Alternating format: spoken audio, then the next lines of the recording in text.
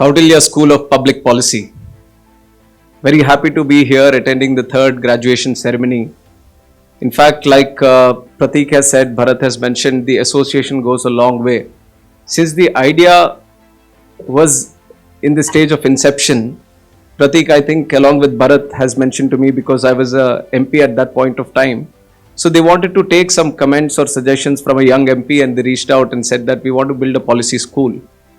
And I was very much interested in the idea, not just because I wanted to see more policy schools coming in the country, but also that I could be a personal beneficiary of the school also. I was probably 7 years of being a member of parliament by that time. And one of the handicaps that I've seen in the system, and as myself functioning as a member of parliament, was that I needed more people to associate with me, to assist me in the process of me becoming a better policy maker. And that is where I gave them the full support. I said, this is the best thing that could happen. And who better than GITAM itself leading this whole change of creating a public policy school. And then I never realized that they could put me on the board. That was the other thing. I just thought my job is done. They gave these suggestions and all, but then they put me on the board also. And I was very happy, and I proudly taken up that position as being on the board. And from that, being on the board and going through creating this university step by step, block by block, idea by idea, student by student, and to be here today, creating the best minds in the country and pushing them into the field of public policy, I think this journey, even though it is a very short one, has a lot of meaning to it. So me being here, it's not just as a chief guest, but as a family, as a person who have truly believed in this idea of having a public policy school. So once again, I would like to thank the whole management, everyone on the dais, to have me here as the chief guest first of all. So, and right from the Dean, Syed Akbaruddin ji, founder, president, my brother Shri Bharat, and also member of parliament from Visakhapatnam, and co-founder Pratik Kanwal, board members, faculty members, the proud parents, and the graduating students. A very good evening to each and every one of you. And let me start by offering my tributes to MVVS Murthy Garu, who has planted the seed for GITAM educational institution. And the fact that he has been a stalwart as a policy maker, as a politician, and also as an educationalist, and the seed with which he started, and to see it grow such multifolds in multiple cities and becoming one of the biggest institution in the south of India. And I sincerely pay my tributes to him for having that idea of providing good quality education to each and every one. And then I commend Shri Bharat also for taking that idea forward at a young age. Like, I've come in into politics at a very young age. In fact, the 24 years I was destined to come into politics, destined because it was never my full-fledged idea, or it was never my plan to come into politics. It was at that age that I lost my father, who was a stalwart in politics. And it was kind of a situation was created where I was destined to move into politics. And since then, it has been a multiple layered struggle. And I could very well see sometimes myself, see Bharat going through that struggle sometimes of at a young age, trying to lead an institution from the front and trying to stay true to the ideals and the principles and the values with which his grandfather has created this institution. I truly commend him for creating and taking forward this wonderful institution through this meeting. And also Syed Akbaruddin ji. And in fact, I've met him for the first time, I don't know if he remembers or not, in 2017 as a member of parliament. I was in the delegation which went to the United Nations, and he was the permanent representative at the United Nations at that point of time. And I was very happy and proud to see him there. First thing was that he was from Hyderabad. That's how he introduced. He asked, when I introduced myself, he's like, where are you from? So I said, Andhra Pradesh, Chandrababu Naidu's party. And then he was like, oh, he was so happy to see me. And he, in fact, shared that he was from Hyderabad. So I was feeling very happy about it. And more than that, the confidence with which he moved around, with which he spoke to the other dignitaries, the excellencies and all, it inspired me a lot at that point of time. And having him come back and give back to the society in such a good way, leading this institution, especially public policy school, and trying to create that change and see the lead that he is taking, I would like to thank him also and congratulate him for all the efforts that he is putting in and the kind of direction he is giving in to the students here. I don't know if he'll agree with me or not, probably I'd put it to him as a question: was it easier to deal with the countries or the students here today? I think that's a question he still has to answer. I don't know the answer yet. So, but leaving that aside, I would like to congratulate all the students who have made it here. 2 years of a rigorous program, and it's not that you have made something today. I would say that you have made it when you made the cut for Kautilya itself. It's such a rigorous admission process, and I was there at the time going through 2 years of this admission process, and I understood how much thought and how much energy they were putting in selecting the students itself, how rigorously the process was built in. So it almost felt like when a student was selected himself, then it itself was mark that he has made it through. So you already made it, but 2 years you gave a good direction to yourself. I think you're very much made the cut to be at it today. What I'd like to probably point out is that whatever happened till now is going to be 1% or 2% of what you're going to do tomorrow. So you have to go with that idea. It's not just that you made something big for it. You've just created the foundation for yourselves to make big and great things in the future. And the idea with which the Kautilya was created was not to create better individuals. Obviously, the process was to create better individuals, but the end product is through better individuals is to create a better nation. The ultimate goal was to create better nation through better policy. And that is where I think the whole stress has been over the years. And once again, heartiest congratulations to each one of you. The day you envisioned 2 years ago is finally here. And after a journey filled with work, learning, and gaining practical experience, you have prepared yourself to be industry ready and becoming masters of policy making. Today is a great moment of pride for all of us here. And as you step back into the real world, into the reality, equipped with the knowledge and skills to create meaningful change and contribute effectively to the society, as someone who had the privilege of being on the advisory board for some time, I've witnessed firsthand the journey of Kautilya from its inception to the point of third graduation today. And as we celebrate our graduation, I am filled with pride and optimism for the future of this great institution that holds for itself and the students that are graduating from here. And as we all know, the name Kautilya is not just a title. It is a legacy for all of us. Named after the legendary strategist and philosopher Chanakya, whose treatise Arthasastra laid the foundation for governance, economics, statecraft, the Kautilya School of Public Policy embodies his vision of pragmatic and also principled leadership. Just as Kautilya gained the Mauryan Empire to unparalleled heights through wisdom and foresight, you, the graduates of this great institute, are equipped to steer this great nation, India, toward a future of inclusive, of prosperity. Amongst all the youngsters today, I thought I would share my personal exposure to the world of policy making, and especially the students here. Like I said, in 2014, when I came into politics, I was at the age of 24, and I had certain questions to myself to begin with. 10 years later, I'm standing here as the civil aviation minister of the country, as youngest minister, and Bharat was right now asking, did we have any young cabinet minister in the last 10 years? And I was telling him in the last 50 years, there was no cabinet minister at the age of 37. So this is quite an unbelievable moment for me also, just being here in politics for 10 years and you're standing here as a cabinet minister of the country. And over the decade, the path that I followed was to stay connected to the grassroots as a member of parliament, and which is important for all the policy makers here, that policy maker is not just paperwork for you, it is people's work.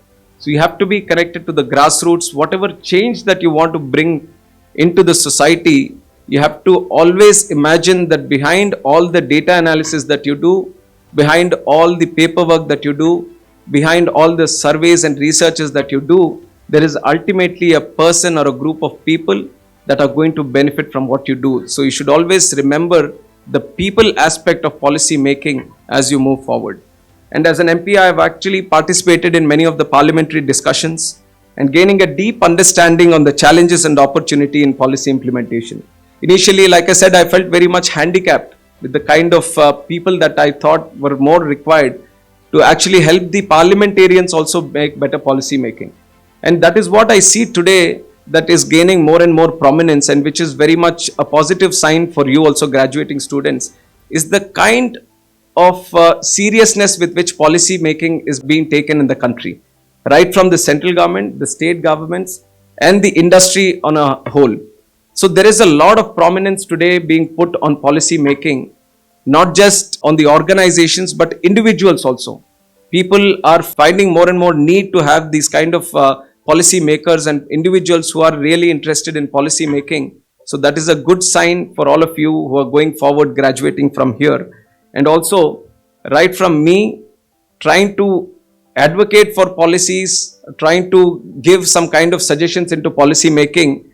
I today as a minister have passed 2 bills in the parliament today as civil aviation minister in the last 9 months. So the journey has been quite exhilarating for me at a personal level also. And in the journey over the years, it has taught me that effective public policy making is not just having a vision, but also bridging the gap between intent and impact. So it is not only with the intent that you move forward, but you have to see how much impact it is going to be creating at the ground level, just to the people that you are trying to target. And public policy always becomes the backbone of a nation's progress, a dynamic field that touches every aspect of the society. This is not just related to a certain aspect, but each and every aspect, each and every individual of the society gets changed with good policy making, from healthcare, education, geopolitics, foreign affairs, and economic development. And as masters of public policy, you are equipped to address various challenges that we as a society collectively face. The scope of public policy is vast, and your role is to transform ideas into actionable strategies that shape our country's future. And as public policy makers, as you move forward, it is very important that you also understand the country at the large. And that is where I think Bharat's point, what he has mentioned, is very, very important. When you're talking about the country, you have to remember that with a vast country, you're actually exposed to vast, diverse opinions also. And as a policy maker, it is very important on how do you combine all of these different ideas and come out with the best policies. It is not that there is only one best thing out of all the suggestions you get, but there is a bit of each of the suggestions that you get, and through that you have to create the better policy. So how do you accommodate all these opinions? How do you respect the different diverse opinions that come your way? And how do you integrate each and every one so that you don't leave anyone behind, but have an inclusive approach of combining everything and coming out with the best policy? I think that is going to be a challenge when the reality check is going to hit you when you move into the society tomorrow after coming out of the institution. In the institution, you have had all the guidelines, everything is scheduled for you. What time you have to go to the class, which class is going to be taught to you, what time you're going to have a break, what time for lunch. But tomorrow it is you have to decide on what you are going to do. So that is something, it's going to be a challenging affair. The world is not as easy, as pretty as it looks like. There are going to be many challenges coming your way. But remember one thing, that when you find it challenging, you always have to motivate yourself and tell yourself that you're going down the right path. It is only when it becomes tough that when the going gets tough, the tough get going. That's something that you always have to remember. It is something that I've always kept in mind. In my journey in the last 10 years, things have not been smooth. In 2014, I won with a majority of 1,27,000. And in 2019, when I won for elections, I merely made it with 6,000 majority. And once I contested again in 2024, I got a majority of 3,27,000. So it is very difficult to understand how people are going to vote. But the lesson to be learnt is that challenges are going to be there. Even though if it gets tough, you have to stay true to your cause. And another thing that I've learned over the years is to how do you adapt to these small situations that get created in times that becomes very, very challenging for you. And one example that I'd like to take is that my first years as Member of Parliament, we used to be 16 Telugu Desam Party MPs. And the way we used to be allocated time in the Parliament to speak was according to the number of people you had in the party. So having 16 members, we always used to get 20 minutes, 30 minutes to speak on every subject. And that gave me ample time to explain myself properly and to create a story in which I would want to explain my point. But then came the situation where we were only 3 MPs. And 3 MPs, we were given merely 2 minutes, 3 minutes, or 4 minutes to explain one of the most complex bills also in the parliament. It didn't make any sense, but that is how the system functioned. So you have to challenge yourself to put in your best of the ability to make use of the time. You can't just say that I'm a second timer, I used to speak for 20 minutes before, so I still need to get that time. I'm only going to speak if I get 20 minutes. No, but that was the situation which was pushed on to me. I took up that challenge. I said I have to reinvent myself. If I was doing it in 20 minutes, how best can I do it in 5 minutes or 4 minutes and put the point across? So these are the kind of challenges you might face today. You might be in different organizations, you might be employed or self-employed or not employed. So whatever challenges come your way, you would have already decided on what kind of change you want to create, what kind of processes you want to create into the system. But that's little adaptations is very much required, and that requires a lot of discipline, focus, and patience. So always remember these 3 words: motivation. I would not motivate you here today. We are living in a social age. If you go to Instagram, you would get motivation in all the different languages, in all ages that you want, in all forms and all kinds. So motivation is not the important aspect that we need as a country or for the youth that we need today. We need more discipline in the system. We need more focus, concentration, and we need more patience for all the people, because we are trying to look at long term. And that is where I see a lot of youngsters who are coming out, graduating, who are intelligent, knowledgeable, who feel that they have cracked it by earning the necessary cut in their marks in the institutions. But then they are coming out and they're just falling on a short-term models. Whatever you do, always remember this is a long-term game. It's not 1 year, 2 years, but 30, 40 years down the road. And you have to have that focus of following a long-term goal. And that is very, very important for all of you here today. And being the Civil Aviation Minister, I can also share that this is one of the most exciting departments here in the country today. I was not so excited when I was given the ministry, to be honest. I was 10 years as a minister, and the least visited ministry for me was the Civil Aviation Ministry. So when I was given the ministry, I was like, what happens in Civil Aviation Ministry? But then 9 months into the ministry, I can't think of being minister for any other ministry. I feel that this is the best ministry that anyone could lead, because the kind of energy this civil aviation is generating across the globe and in the country also. And the number of airports in the last 10 years itself, from 74 to staggering 159 till the morning. After Amaravati happened, it is 160 now in the evening today. So we have created 160 airports in the country. And look at how progressively this aviation sector is growing up to 10 to 12% CAGR every year.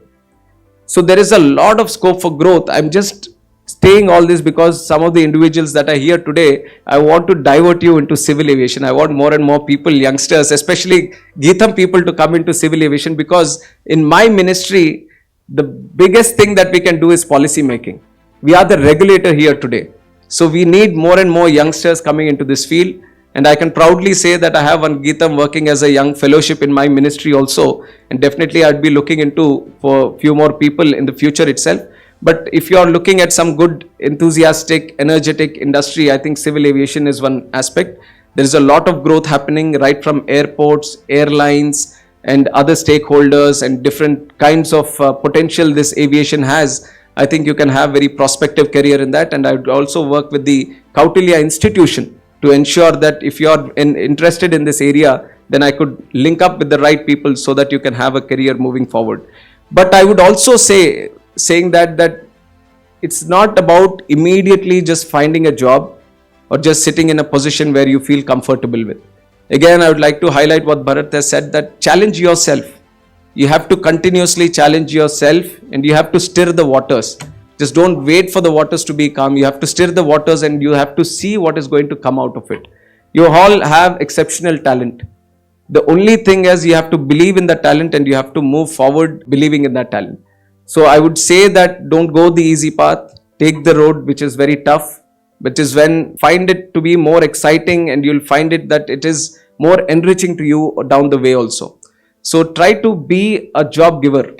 I've always seen that earlier, the governments and all, they were focusing more on creating policies for startups. But now I'm seeing a good change there. It's not anymore like policy for startups, but there are startups for policies also today. So that is where I think there is an opportunity for you to lead an idea also. Not just to lead a career through a job or something, but you have to lead an idea. An idea which is going to give a big change, show a big change in the society. And how you're going to do it is not just trying to better yourself, but by the actions that you do, how can you do better for other people? So that is again the attitude and the mindset that you have to generate when you are in public policy making.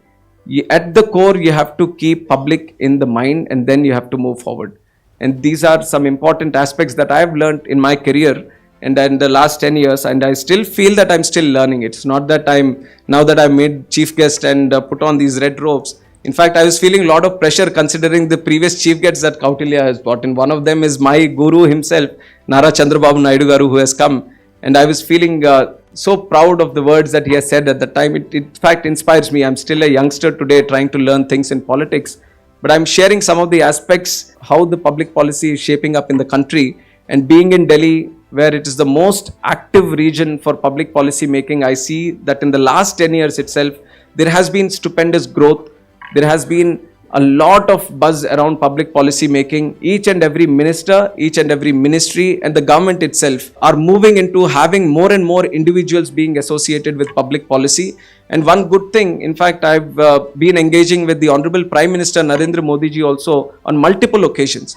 And one interesting thing that he points out is that when we try to create policies, one common way of doing it is that we try to go in for all these international organizations, just believing that they are going to be the best. But he believes that the talent has to be nurtured within the country itself. And there are these great minds, great associations in the country. And he advises, he encourages the ministry to pull up those kind of institutions, those individuals, and attach them to the ministry. I felt that that was a great initiative and a great thought, a great observing factor also. Don't just depend on these high-flying names which have made the names at multinational levels and across the countries, but try to find those institutions which are connected to the grassroots, which are continuously working with the people in the country itself. So that is, I feel, I'm just sharing with you so that you feel confident that this is an area which is going to open up in the future. The focus of the government is to find more and more people within the country itself who are more connected to the ground level. So definitely there are a lot of opportunities for you which are going to wait forward. And this whole 2 years that you have spent in Kautilya is going to lead you in a proper way. I truly believe in that. And while the classrooms were being built, we were here seeing the classrooms along with Dilip ji, Roy ji, everyone. And we had the opportunity to see. I'm sharing this because I know how much thought has been put in each and every aspect of what you have gone through in the 2 years. And the kind of vision with which they have created this institution. It was always not to create an institution of national standards, but of global standards. And it was a time during COVID where we were not even able to meet physically also with each other as board members. We were all sitting in front of screens and trying to discuss the idea of Kautilya, how it is going to come up, who is going to be there, how the faculty is going to be, what are we going to do with the students, how long is the career program. So all these ideas we were sitting in front of screens and thoroughly discussing. And I would say that because of the intentions of each of the member that has been there, especially led by Mr. Shri Bharat, the intentions were so true and so real that we are seeing what we have envisioned at that day is becoming reality today. So it's very happy to be here, back here, a long way to go for all of you. I'm very proud that you have made it here today. But I'm just giving a reality check to all of you that it's not going to be as easy as waking up in the morning and going to class and hearing the best from all the people that have come from different institutions across the world. But that is how it is. You have to learn it as fast as you can. Learn to walk, learn to run, and learn to fly. I think that's the most important thing for all of us. And one thing I would suggest at the end is, as you learn to fly, just remember to keep your feet on the ground. So sincere congratulations to each and every one of you, and to the parents and the institution for being a supporting pillars for all of you to come here today. And I wish you all the best to the future of you. Thank you so much.